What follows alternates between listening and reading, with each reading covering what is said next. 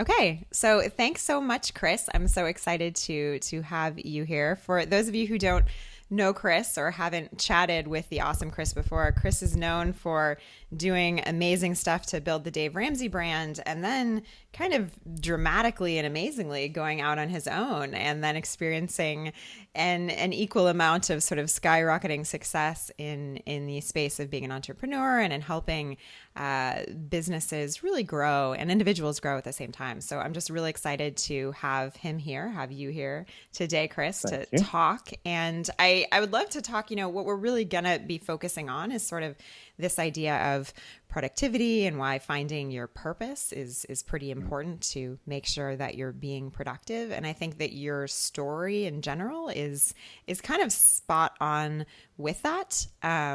And so I would just love if you could just take a few minutes to kind of walk us through sort of how you got to where you are sitting in this room with this whole event space that your company runs and all these people coming in for live events that pay you big bucks to do so. So tell us, Chris, Absolutely. Well, how you first did off, it all. well, it was easy. It really just happened last week.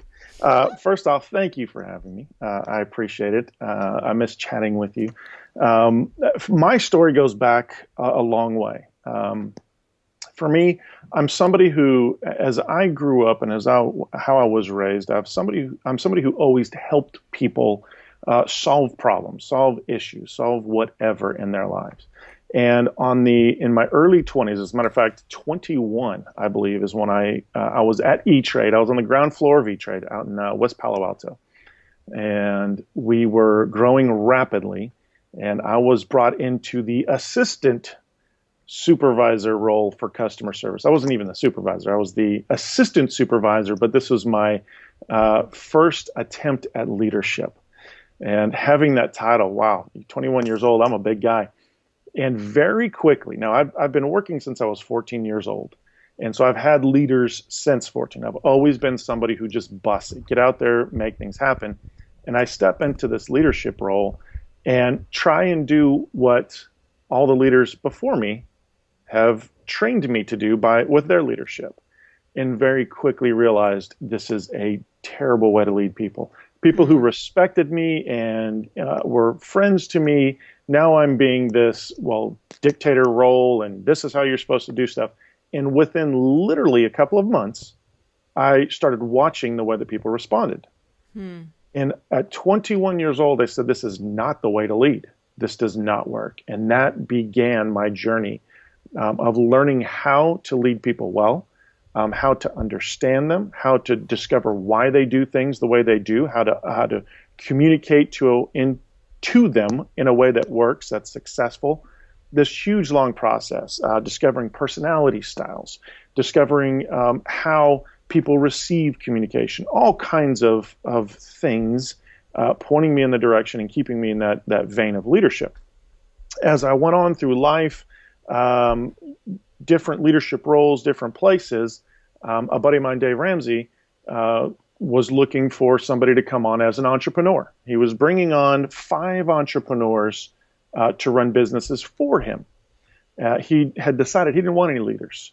He didn't want just an entrepreneur. He didn't want just a leader. He wanted somebody who ran a business but also led a team really well.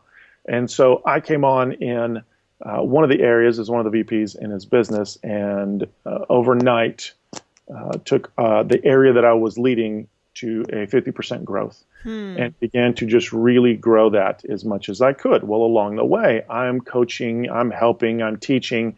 We have this thing that in the early days, Dave was teaching our leadership, this entree leadership, for those that have ever heard that.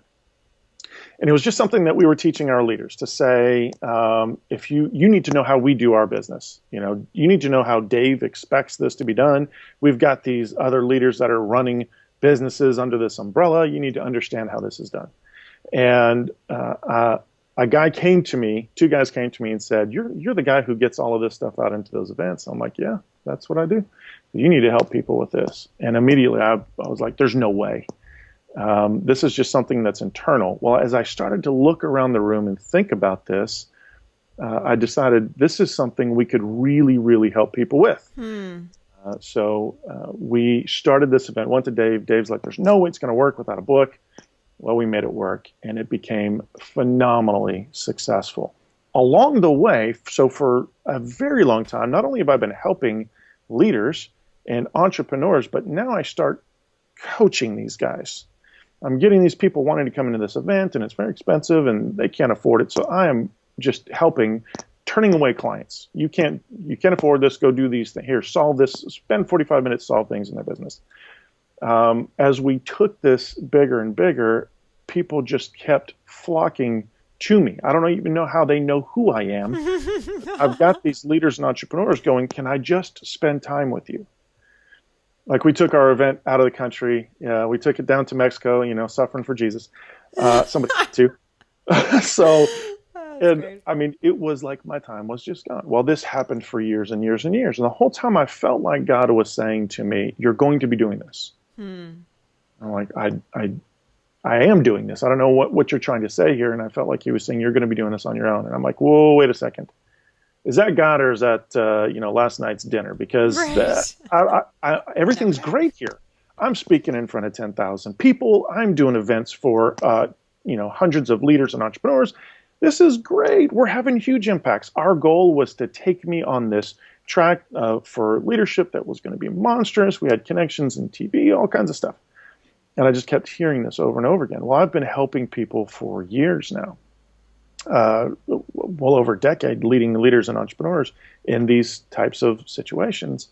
And I'm on stage teaching them how to fix their business, solve problems, the things that they need to put in.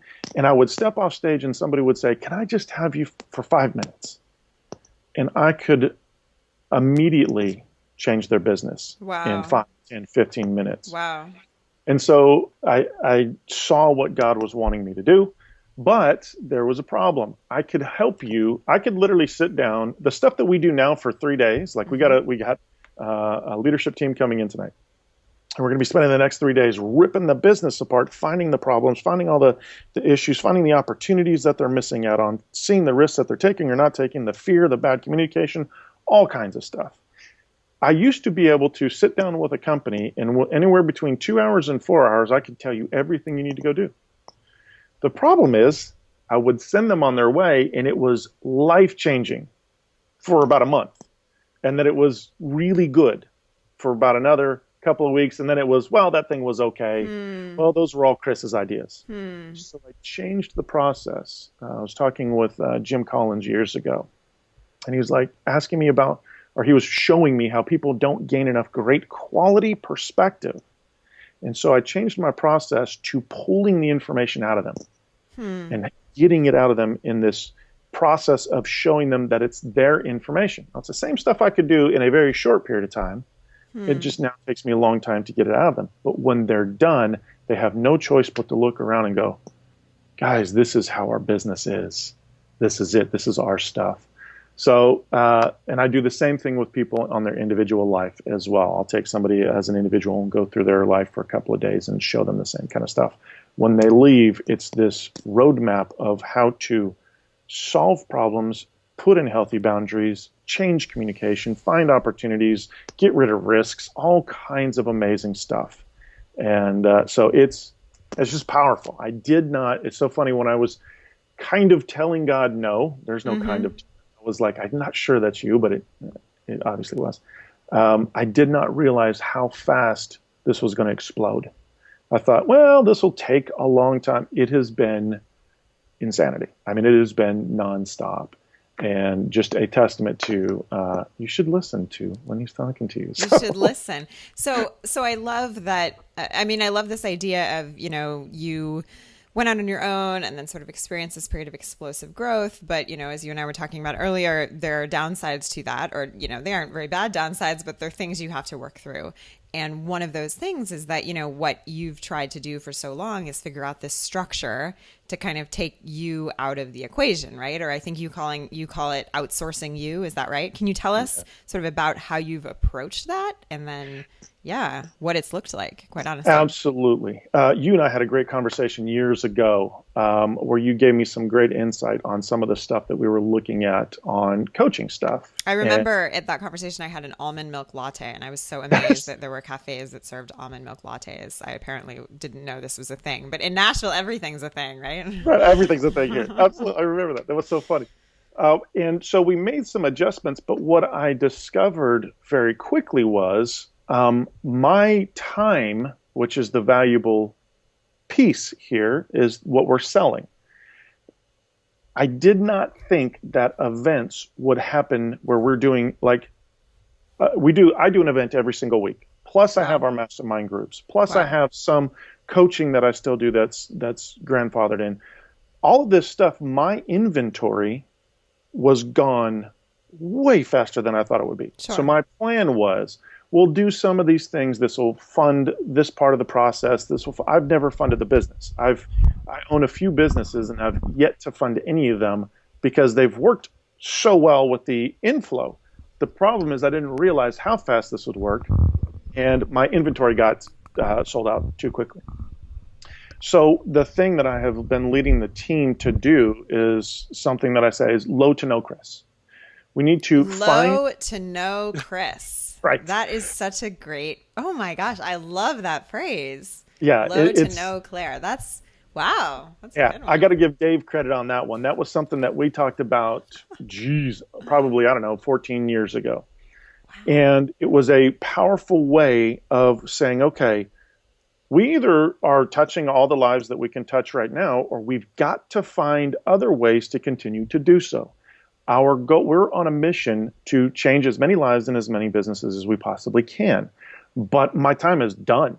It's just gone. I don't have it available anymore. Mm-hmm. Friends are like, we don't even know who you are anymore because it's so slammed. You know what it's like. You've experienced that. Sure. And so what we've done is to take a look at, okay, how can we still change lives and how can we get things done where we're getting information out from me? So creating online courses, taking this incredible information that we teach, distilling it down into something that people can digest through a video course, obviously, we do tons of podcasts. We've got the blog. All of that stuff is out there for free. But as we all know, where there's no margin, there's no ministry. Free don't pay.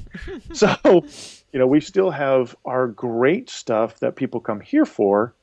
All of it's great, right? Does that sound like a waiter at a restaurant? All of our stuff is great. All of our stuff is amazing. Yes. But we have stuff that we cannot teach in a podcast. It's going to be something that we have. It's taking it to the next level, which is what we do it. And so creating those things where we can put it out for people to digest it in an easy way and then implement. So that has been our biggest goal. How do we take Chris, even if it's in the creation side, we're doing something with me, but then putting it out there where people can digest it, and I don't have to be a part of that process. Then, if they wanted to, we can move them into other areas, like when we have our next level mastermind. We have got these phenomenal leaders and entrepreneurs who are a part of this process that we are rocking their world in our group, where we're showing them how to, hold each other accountable, which no entrepreneur wants accountability. So when you can get them there, that's the reason why you became an entrepreneur. At least most of them think so. So somebody's not telling me what to do. Exactly. We're calling on it, right? And we've got people we've created communities that are powerful. And so having that available for people as well has been where I don't have to be in every bit of it. I'm in aspects of it. I do 4 events a year for them. They come to Nashville. We're actually going to Hawaii with one of our events. We're looking forward to that. Again, suffering for the cause, right? Yeah, you have to. Somebody has to. And so creating those aspects where I'm still, the energy of it. I'm still creating the product. I'm still creating the things and putting the information out there to change lives, but that it's not just nailed down to my physical time. So that's been our greatest focus for the next 12 months. So what does that look like in terms of have you been able to successfully take a bunch of things off your plate that you were handling in the past that now you don't? Okay, so the biggest area that I push all of our leaders and entrepreneurs on is what we call is killing the leadership crazy cycle. So it is killing task saturation. Now, Task saturation, another great yes. phrase. Yeah. So a lot of people do not understand. And okay, can I rant on this for a little bit? I love it. And a Okay. task saturation, that sounds like it's going to be an amazing rant. Yeah. So we've got, when you're talking to, now this is any position, but you have people that are admins in your business. They need to be um, heavy with tasks. Hmm. That's their job. Their job is to focus on tasks, get tasks done. You have other team members. They're supposed salespeople. Listen, task. This is the things you're supposed to do. Go do it. Go make it Hmm. happen. Hmm. When you get into leadership, people do not understand what leadership is for. One thing I always say is it's your job as a leader to make your team successful, not the other way around. That's great. And so many people step into, like 21-year-old Chris LoCurto steps into leadership and goes, "You guys are here for me." Hmm. And realizes quickly, whoa, wait a second, this doesn't actually work. Hmm. And so as a young man, started helping people to be successful in their roles, it started hitting me. Wait a second, maybe I'm supposed to lead them. Maybe I'm supposed Hmm. to help them in this process. And so leaders step into these roles, they assume a ton of tasks, they get identity, self-worth from the title leadership, from the title entrepreneur, and they get stuck in this place of thinking, if I'm not doing these 700 tasks I'm doing every day, I have no value. Yep. I have no worth. Well, folks, that's not leadership. Hmm. That is just being another team member, or it's a part of dictatorship because all you can do is tell people what to do. Hmm. And so what I help them to see is your job is to actually get all of that junk off of your plate, lead the people to success. You by default become successful. And Hmm. so that it's a very difficult process to convince somebody, I'm going to take all these tasks off of you, which means you're going to have some free time. Do you know what you're supposed to do with it? No, not a clue. Lead, help, Wow. jump in, discover Wow. how to make your team better, discover how to get a better vision, better direction. What's causing problems? What do we need to focus on? All of this Right, stuff. And it's because just, that's harder than just cleaning out your email inbox 8 hours a day. yes, it is. It It's, is. it's considerably It's harder. incredible mental work has to go into leading well and figuring out where to be and Yeah. how to pour into people. Wow. Yeah. And so I tell people, if you think you're leading, turn around. If nobody's following you, then you're technically not leading anybody. You think you're leading turn around? If everybody's just standing around going, well, we're just doing the thing you told us to do, you're not leading them in any direction. The concept is go here. You know, Hmm. people always mess up vision and goal setting. Well, Hmm. they don't do it the way that I think they should. Which is For me, what? Tell us. for me, vision is where we're going. Now, you just came off of a phenomenal trip. Hmm. And so you can see, if I was to say, hey, Claire, we're going to go here, you can see it. You know what it looks like. You know what we're going to do when we're there. You know what you're going to experience. You know what the food's going to taste like. You can see that. That's vision. Vision is there's where we're going, that direction right over there.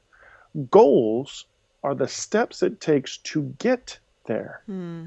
Now, for me, so many people say goals are the vision. Well, Hmm.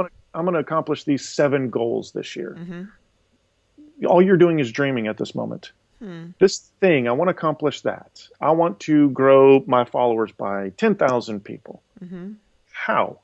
Well, I don't know the answer to that. Okay, well then 10,000 people is either a dream or a vision.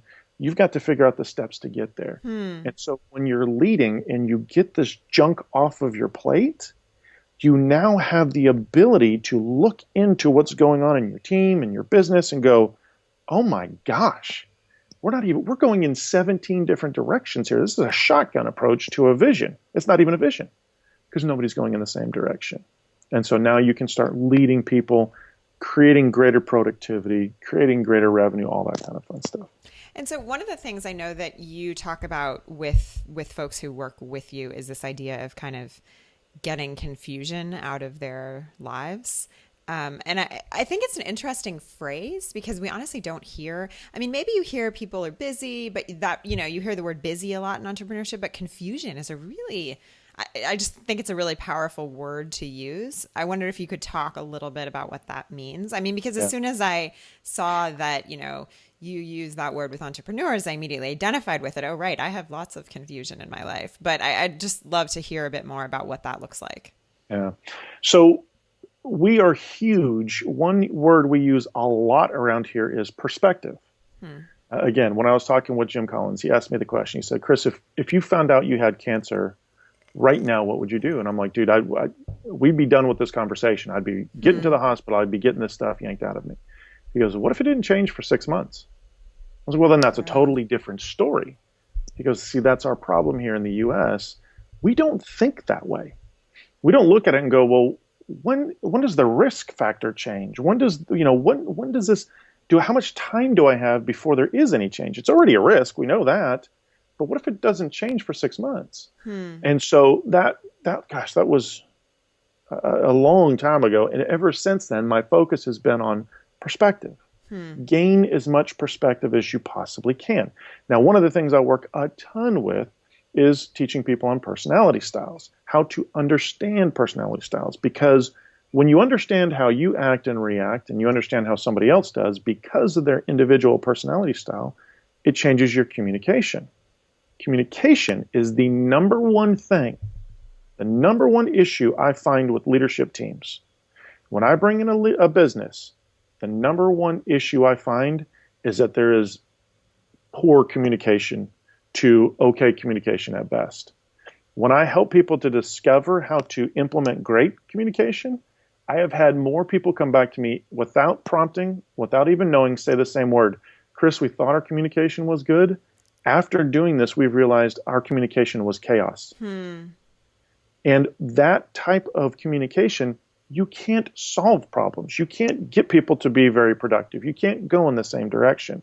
So for me, it's all about gaining as much perspective as you possibly can. When you're confused, you have fear. When you're confused, you can't make good decisions. When you do not have quality information, you have tendencies to fall back on force of habit thinking, broken belief systems. All of that stuff can jump in. It's what we call the root system in our next level life. We call it the root system. The stuff that you were trained on, that stuff rises up and says, make a decision about fear. Well, why? Because you don't know what to do here. And so instead, when you fill it with quality perspective and information, you can settle down. Oh my gosh, I did not realize that this isn't that big of a deal. So I'll take entrepreneurs or team members, and I'll have them. They'll talk about an issue. So I'll have one of my team. I've always got people coming up and say, Chris, help me with this situation. I love it. It's a blessing. It's a way for me to be a blessing as well. And they'll be really freaked out about something. And I'll say, okay, now why are you so afraid of this? Well, this could happen, or this might happen, or what about this? I'm like, okay, so those are all possibilities. You're freaked out about stuff that currently does not exist. So let's gain a lot of information about this, and let's put this on a scale. Let's say you make this decision on a scale of 0 to 10 with looking at the impact. What could the negative impact possibly be with this new information? Oh, I don't know, 3 or 4. Almost every single time. Almost every single time, people, I don't know, 3 or 4. Okay, what's the positive impact on a scale of 0 to 10? Probably a 7. What do you think you should do? And it's like, how'd you do that? And I'm like, it's just gaining that quality perspective. Wow. So you get rid of the confusion, you get rid of fear, you get rid of force of habit decision making, you get rid of broken belief system, and you're able to make higher quality decisions. Wow. Confusion that's so interesting because, well, I'm curious, when you start working with entrepreneurs, do most entrepreneurs think that they are confused and have a lot of confusion in their lives or in their organization, or do they not know it? No, they don't. It's adorable. So when a company's coming in, you've got one entrepreneur and a leadership team. And the funny thing is when they come in, one of the things that we share with them, we always have them come in, they have this phenomenal dinner before we get started. I discovered this years ago. I'm the type of person, I just want to get right to information. Well, if I jump right into information, you don't like me because you don't know me yet. And now I'm telling you bad things about, your process or your business. So I let we gather around, we get to know each other, and I get to know how they think. And I watch the room, and I watch the body language, and I see how they communicate with each other and who they don't communicate with. And I watch this whole process. So when we dig in, I say, hey guys, what we're going to discover is how you make decisions. Every single entrepreneur or leadership team always, every single time says, oh, Chris, we know how we make decisions. Wow. 3 days later, they're like, we had absolutely no clue. Actually, 1 day later, they're like, we had absolutely no clue that we are literally holding back our business because of fear. I had $50 million client. I have clients that are sub 1 million. I have clients that are 50 million that had been making decisions for years that were the decisions were so small. Right. Not taking risks. All these things were happening because of fear. Right. We showed them how they could make $8 million more if they stopped. Right. They blew it away in the next 12 months. Wow. The thing that they changed was stop being fear. They did not have a clue that every decision they were making was fear-based.